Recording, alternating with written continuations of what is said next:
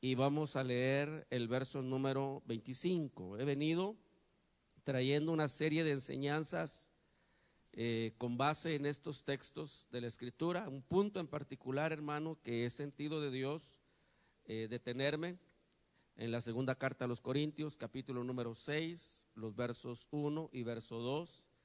Hoy usted téngalo ahí de referencia, pero yo quiero partir del verso 25 del capítulo 3 de la carta a los Romanos. Amén. Siempre yo aconsejo, pero no es un requisito, ¿verdad? Que usted, hermano, tenga ahí con qué subrayar, con qué colorear su Biblia para que destaque algunos puntos que se vuelven muy importantes, mantenerlos frescos en la memoria. Repito la cita como le dije antes, Romanos 3, 25, usted mantiene la conexión con 2 Corintios 6, versos 1 y 2, pero vamos al verso número 25 de Romanos capítulo número 3. Amén. Amén, hermano. Gócese, alégrese. Nuestro Redentor vive. El Señor no está muerto. Está sentado a la diestra de la majestad en las alturas, bendiciéndonos con toda bendición espiritual en lugares celestiales. Amén. Desde allá, hermano, el Señor intercede por nosotros todos los días, 24 horas al día, 365 días al año. Su intercesión es perpetua hasta el día que se termina la intercesión. Ahí sí no hay nada que hacer y tiene que ver con esto, que ahora yo me ocupo. El verso 25, dice la Biblia, hermano, que Dios exhibió públicamente a Jesús como propiciación por su sangre, a través de la fe, como la demostración de la justicia de Dios, porque el Señor tomó una decisión, dice, en su tolerancia. El Señor decidió pasar por altos los pecados cometidos anteriormente. Hermano, aquí hay 3 o 4 puntos muy importantes. Yo me voy a detener en ellos para podérselos ubicar y luego yo quiero avanzar hacia el punto que me interesa sobremanera compartirle hoy en la palabra. El primer punto, hermano, que yo deseo enfatizar con usted es esta exhibición pública de Cristo. Hermano, ¿a qué se refiere la Biblia cuando dice que Cristo fue exhibido públicamente? Usted sabe, y creo habrá leído en la palabra que dice que el Señor Jesucristo fue despojado de sus ropajes. Amén. Después de ser azotado, golpeado, ridiculizado, se ensañaron con él, se mofaron los pecadores, aquellos en las manos de los cuales él había caído. Y luego dice la Biblia, hermano, y la tradición religiosa, porque todas esas imágenes que nosotros tenemos grabadas de alguna manera en nuestro pensamiento, hermano, acerca de la apariencia de Cristo, no es más que la imaginación muy fructífera, por cierto, de los artistas del Renacimiento. En la época del Renacimiento, hermano, que se le llama así porque vino un resurgir de las artes en todas las esferas, incluso, fíjese que ahí hay detalles muy interesantes porque ese fenómeno de renacimiento, dentro de eso se gestó lo que se llamó en su momento la Reforma, es decir, el momento, hermano, cuando Martín Lutero, que no fue el único, sino pues anterior a él estuvo Juan Hus, por ejemplo, y algunos otros, trajeron, hermano, o Dios los usó para traer luz sobre un evangelio que se había vestido de tinieblas. Y como consecuencia de ello, hermano, surgió lo que durante su momento se llamó el movimiento protestante, es decir, como fue una renovación con base en protestas. Martín Lutero protestó contra el sistema establecido en aquel tiempo. Esto que digo ahora es historia, esto no es Biblia, es decir, no son datos bíblicos, es historia. Pero hermano, aquel hombre de Dios se rebeló contra lo establecido en su momento, lo que había hecho el catolicismo romano, hacia donde el catolicismo romano había llevado a la humanidad completa a una oscuridad espantosa. Y existen evidencias históricas de las atrocidades, los vejámenes, y hermano, pero eso es para verlo desde otro punto de vista o en otro tipo de actividad. Y entonces, hermano, todas esas imágenes que nosotros tenemos de la apariencia de Cristo, su semblante, la cruz con su taparrabos, todo eso es la imaginación de los artistas del Renacimiento, porque la Iglesia Católica, es decir, el catolicismo romano, se dio a la tarea de patrocinar a grandes artistas. De ahí surgieron grandes hombres que hoy en día son reconocidos como luminarias dentro de las artes: la pintura, la música, la escultura, la arquitectura. Y ellos patrocinaban a los artistas para que hicieran todas esas imágenes que uno tiene tan grabadas, hermano. Pero yo quiero, no puedo, por supuesto, porque no tengo los medios para borrar de su imaginación ciertas ideas, pero pongámonos a pensar un momentito lo que dice la Biblia. Hermano, ¿qué querrá decir la palabra cuando dice que Dios exhibió a su Hijo públicamente? ¿Sabe que la Biblia dice que Él menospreció la vergüenza y le antepuso gozo al sufrimiento? Porque, hermano, todo el que es exhibido es avergonzado. ¿Me explico? Hermano, hoy nosotros tenemos muchísimas razones y de alguna manera, hermano, yo sí deseo poder instruirle a usted, hermano, para que su expresión de alabanza y de gozo delante de Dios no sea solamente la euforia de la alegría, de la música, sino que desde lo profundo de su corazón, hermano, haya algo que lo impulse por la gratitud que usted puede tener, por el entendimiento de lo que significa que Cristo haya sido exhibido públicamente para que usted no tenga que ser avergonzado en público. Voy a hablar diferente. Para que no tengamos que ser avergonzados en público. Porque hacemos muchas cosas que son vergonzosas. Como 4 o 5, gloria a Dios, porque esos van directo al arrebatamiento, reconocen que son pecadores. Hermano, ¿cuántos hacemos cosas que son vergonzosas? Pero mire cómo dice luego. Dice la Biblia que el Señor tomó la decisión en su tolerancia. Hermano, la tolerancia es aquella disposición de aguantarlo todo. Es la disposición, es la actitud que alguien tiene de aguantar con todo, sin amargarse. Porque hay quienes deciden aguantar, pero en su corazón se amargan, su corazón se duele. No sé si me doy a entender. Pero dice la Biblia, Dios en su tolerancia, hermano, tomó una decisión que se vino a convertir en una decisión trascendente. Decidió pasar por altos todos los pecados cometidos anteriormente. Y, hermano, ese es el principio de la salvación de toda alma. Ese es el principio, hermano, sobre el cual toda persona puede venir con confianza a Cristo, entregarle su vida y sentirse justificado delante de Dios, hermano, porque Dios a nadie somete a una tortura psicológica. Recordándole, hermano, a veces es nuestro problema estar recordando muchas cosas que el Señor ya pasó por alto. No importa el tamaño de la ofensa, excepto lo que tiene que ver con la blasfemia al Espíritu Santo de Dios. Luego, hermano, hay otro detalle acá muy importante, y esto es para mí muy, muy importante. Dice la Biblia, Dios pasó por alto. Hermano, aquí hay 2 puntos bien importantes dentro de nuestro camino de salvación. Yo le voy a poner nombre a esto con base en la Biblia, por supuesto. Porque, hermano, cuando Dios decidió pasar por alto esto, tomó un nombre en el capítulo número 12 del libro del Éxodo, y se llama la Pascua. La traducción literal de Pascua es pasar por alto. ¿Y qué significa pasar por alto?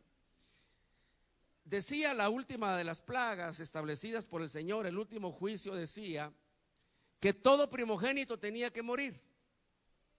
Hermano, la Biblia dice que el Señor peleó un pulso espiritual contra los dioses de Egipto. El Señor peleó contra 10 dioses egipcios, que no son, hermano, los ídolos de piedra, de mármol, de granito, lo que hubiesen sido aquellas majestuosas reproducciones de seres, sino que, hermano, Dios peleó sabiendo que Dios es victorioso, por supuesto, contra estos espíritus del mal.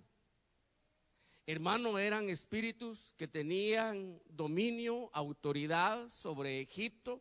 Otro día sería muy interesante que ocupáramos ese tiempo para ver, hermano, qué es lo que significa en la Biblia un dominio. Porque, hermano, ahí hay cosas bien tremendas, a tal grado que le voy a decir esto. Sabe que los cristianos podemos ser salvos de estar bajo un dominio, que no es una posesión interna, es un poder que ejerce influencia y hace el trabajo como de un titiritero, moviendo las piezas.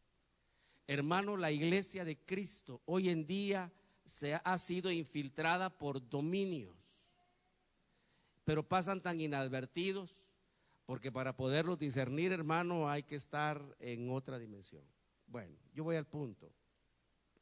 Dice la Biblia, hermano, que el Señor le dijo a Moisés: mira, van a morir todos los primogénitos, primogénitos de hombre, primogénitos de ganados, primogénitos de bestias. Esa era la última plaga.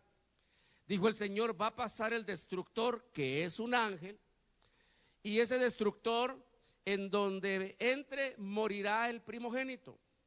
Pero manda a los hijos de Israel, y desde acá, hermano, yo quiero que usted vaya relacionando esto. Manda a los hijos de Israel que tomen un cabrito o que tomen un cordero de los corrales, de los rebaños, el día número 10, pero lo van a sacrificar hasta el día número 14.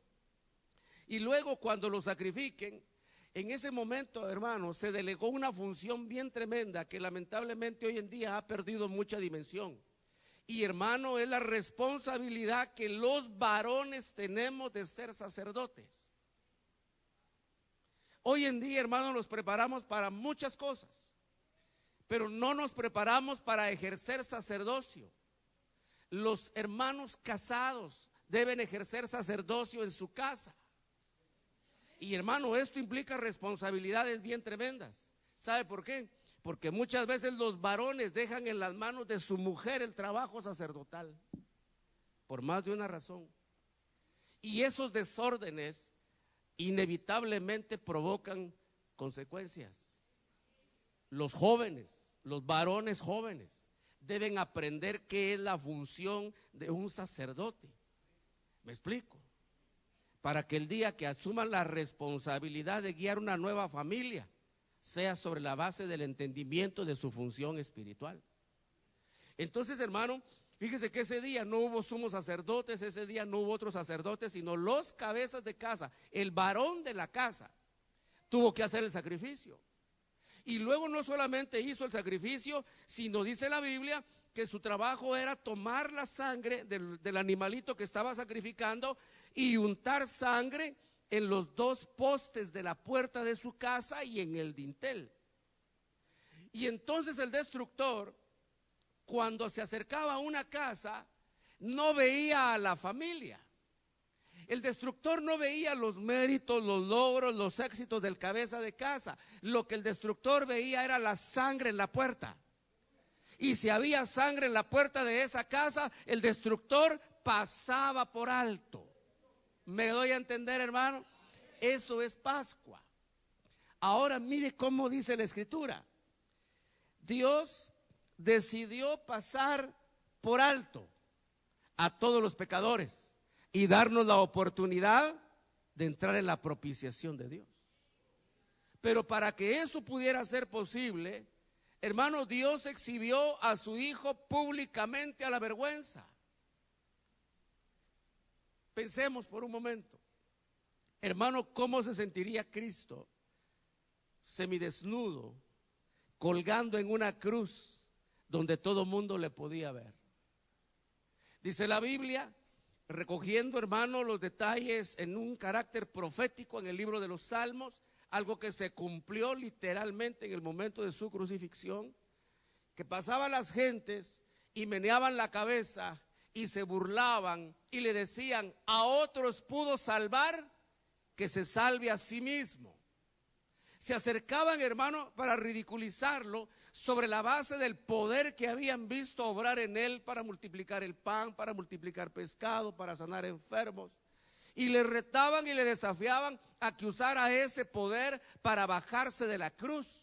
Lo que ellos no sabían, hermano, es que Jesús no estaba soportando la cruz, no porque no tuviera el poder de bajarse, estaba soportando la cruz para poder destruir el pecado y convertirse en fuente de eterna salvación para todos los que hemos puesto nuestra confianza en su nombre.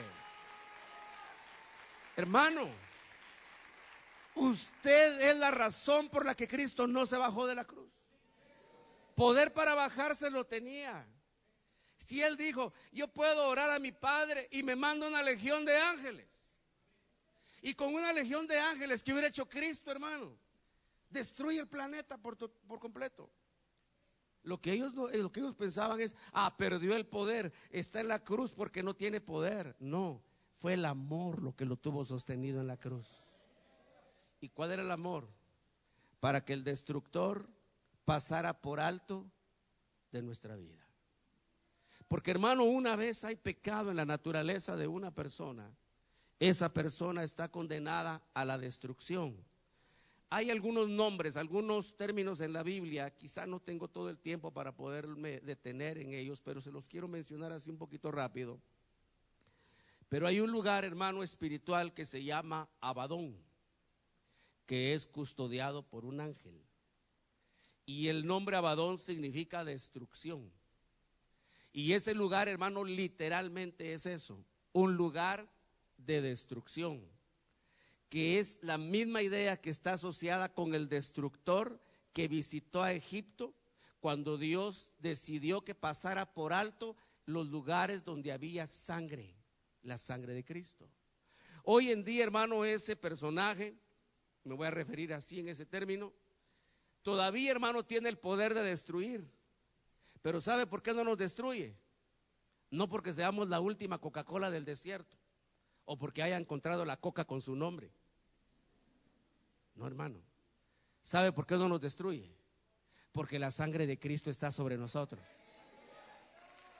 Si usted ha confesado a Jesús como Señor y Salvador, la sangre de Cristo está en usted. ¿Me explico, hermano? Pero sabe que toda alma humana, no importa su jerarquía, no importa su condición social, económica, no importa su identificación política, no importa absolutamente nada. Toda alma humana que no esté pintada con la sangre de Cristo será destruida. No sé si me doy a entender, hermano. Pero toda alma humana que tenga la sangre de Cristo será salva. Este no es un conflicto de religiones, hermano, este es un asunto, y por eso la Biblia lo dice así, y yo quiero detenerme, como le dije en un principio, el tiempo suficiente. Entonces, fíjese, hermano, que acá en este verso número 25 están encerrados los dos momentos más trascendentales en la vida de todo cristiano. Si hiciéramos un poquito usáramos un poco la imaginación. Esto lo hemos aprendido, los hermanos que van a discipulado tienen más familiaridad con estas ideas que le voy a mencionar ahora, pero yo voy a hacer un pequeño bosquejo imaginario para que todos podamos conectarnos de alguna manera. El objetivo, hermano, es que podamos comprender y podamos entender lo que esto significa, y de alguna manera yo podría decir por qué razón este verso 25 contiene estos dos puntos en una misma línea, en un mismo pensamiento. Y es que, hermano, en la realidad de la vida de todo cristiano hay dos momentos que son trascendentes. El momento que cruza la puerta de la salvación y el momento que cruce el velo para su redención. Eso es determinante. Hermano, la Biblia dice que el tabernáculo estaba conformado por un perímetro de cortinas, 50 cortinajes, 50 columnas que sostenían un cortinaje. Y dice la Biblia que ese perímetro delimitado por cortinas se llamaba el atrio. Luego dice, a cierta distancia del lado occidental se levantaba, hermano, una carpa voy a usar los términos un poquito más comunes para poderme explicar. Era una carpa como una tienda de campaña, y esa tienda de campaña tenía dos espacios. El primer espacio se llamaba el lugar santo, y el segundo espacio se llamaba el lugar santísimo. En el lugar santísimo había una urna de madera forrada de oro, que tenía una tapadera también de oro que cubría la urna, y esa urna o esa tapadera se llamaba el propiciatorio. Y se llamaba propiciatorio porque ahí era donde se hacía propiciación. ¿Y qué es hacer propiciación? Hermano, la idea más importante que yo quisiera que usted capturara en su mente y su corazón de lo que es propiciación es el encuentro con Dios. Sabe que el culto, nuestra forma de culto, hermano, debe tener los elementos necesarios para permitir que las almas que vienen a este lugar tengan un encuentro, un acercamiento con su Dios. No un entretenimiento, sino un acercamiento, hermano. Y todos los elementos que conforman el culto, la forma de culto, deben permitirle a esa persona sentir literalmente la presencia de Dios. Entonces, aquí, hermano, están dibujados los dos aspectos en la doctrina, porque cuando Dios pasó por alto, perdón, eso, hermano, se vino a convertir en la puerta del tabernáculo. Y dice la Biblia que estaba la puerta y había un altar de bronce, y ahí era donde se presentaban los holocaustos, ahí era donde se degollaban las víctimas, ahí era donde se acercaban, hermanos, los israelitas para presentar su ofrenda por el pecado, su ofrenda por la culpa, su ofrenda de expiación. Es decir, hermano, todos los sacrificios giraban en torno a la puerta. Pero de la puerta había un trazo directo que llevaba hasta el propiciatorio. Pero quiero que escuche esto. Había un solo día en todo el año en el cual se conectaba la puerta con el lugar santísimo. Ocurría no todos los días, una sola vez al año. Por eso le digo, para mí, hermano, es muy importante entender lo que significa el verso número 25 cuando une la puerta con la propiciación.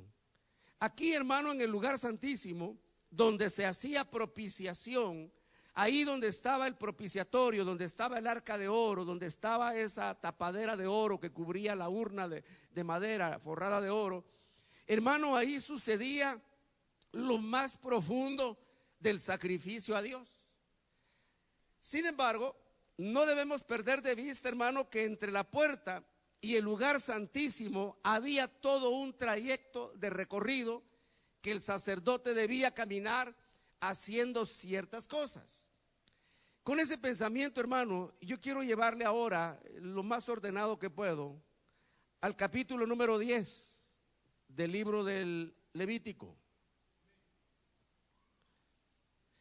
Y luego vamos a ir